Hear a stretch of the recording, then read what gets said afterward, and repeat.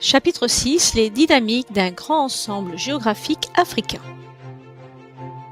Dans ce nouveau chapitre, nous chercherons à comprendre comment la mondialisation transforme-t-elle les territoires africains.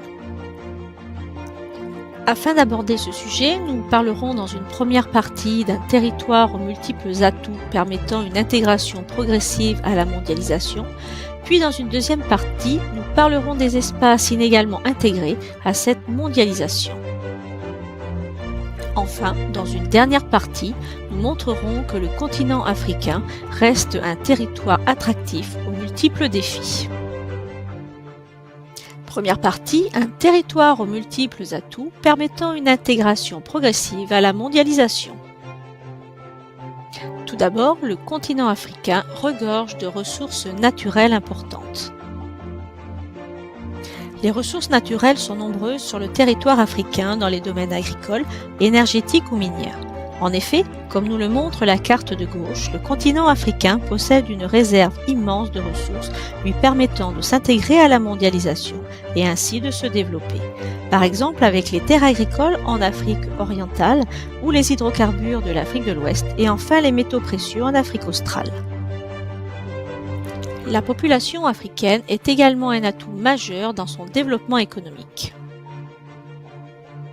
L'autre atout du continent africain est sans conteste sa population.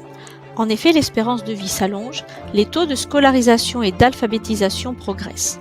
Avec 1 milliard d'habitants, l'Afrique compte sur 40% de population de moins de 15 ans, un réel vivier de main-d'œuvre et une véritable base pour un décollage industriel. Dans cette seconde partie, nous démontrerons que les espaces africains sont inégalement intégrés à la mondialisation. Tout d'abord, certains grands ensembles ont été transformés par la mondialisation. Partout, la métropolisation et la littoralisation des activités sont visibles sur les paysages urbains, comme nous le montre cette une. Les villes comme Lagos au Nigeria ou à Durban en Afrique du Sud nous le montrent également. Le développement de quartiers d'affaires, de zones industrialo-portuaires ou de développement d'infrastructures de transport comme les ports ou les aéroports répondent à la volonté de s'intégrer à la mondialisation. De plus, la forte croissance urbaine s'explique par les possibilités offertes par les métropoles qui attirent les habitants des campagnes. On parle d'exode rural. Mais la population la plus pauvre doit encore se loger à l'écart des centres-villes dans les bidonvilles, comme à Johannesburg, comme vous pouvez le voir sur ce schéma. Mais il reste encore des espaces non connectés au reste du monde. En effet, les régions d'Afrique sont inégalement intégrées à la mondialisation. Comme nous le montre ce croquis, à gauche, les façades maritimes sont absentes à l'est et l'IDH est faible en Afrique noire. D'autre part, les États du Sahel sont enclavés et instables politiquement, comme au Mali ou au Burkina Faso. Enfin, seulement 20% de la population en 2015 avait accès à Internet. Dans cette dernière partie, nous démontrerons que ce continent attractif devra relever de multiples défis. Et tout d'abord, faire face aux investissements étrangers.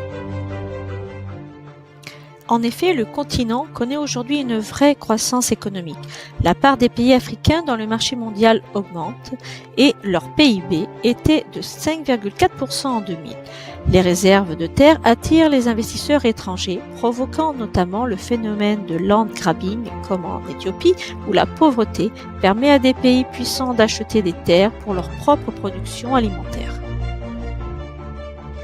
De plus, les investissements directs étrangers, notamment chinois, attirés par les richesses du continent, comme les réserves pétrolières en Angola, mais aussi par un marché intérieur porté par l'essor des classes moyennes, représentant un tiers de la population totale.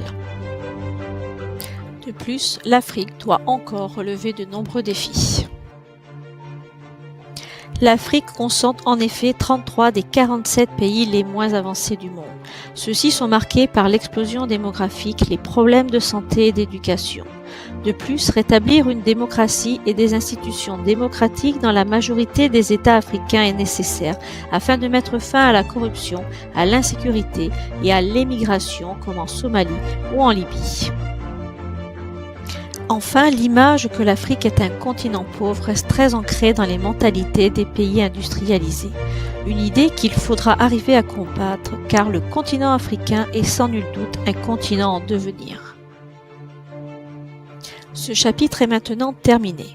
Vous pouvez revoir cette vidéo à votre rythme et n'oubliez pas de prendre des notes progressivement dans votre cahier. Une fois les connaissances assimilées, pensez à compléter le quiz sur notre site afin de vous auto-évaluer.